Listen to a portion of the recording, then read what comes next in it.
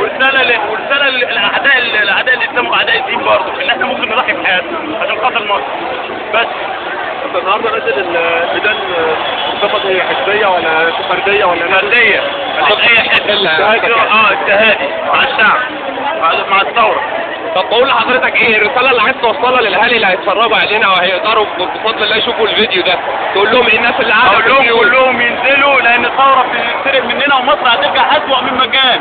هم اللي مخلينها كده، هم اللي مخلين البلد في حاله ضنك وفي حاله فقر بالطريقه دي، بايديهم وبرجال الاعمال اللي ماسكينها من الحزب الوطني، وبمعاونة طبعا الفريق وبمعاونة كله والحكومه الحاليه الحكومه الحاليه كله بيشارك مع حزب، كله بيجامل النظام القديم. في ثلاث قرابه وفي ثلاث معارف ما بينهم وبين بعض. طيب عشان اذان المغرب سريعا عشان الناس اللي لسه الاذان، لو في اصحاب ان شاء الله.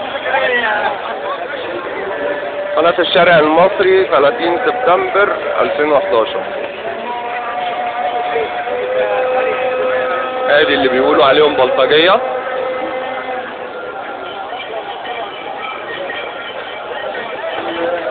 ادي بلطجية التحرير اهم.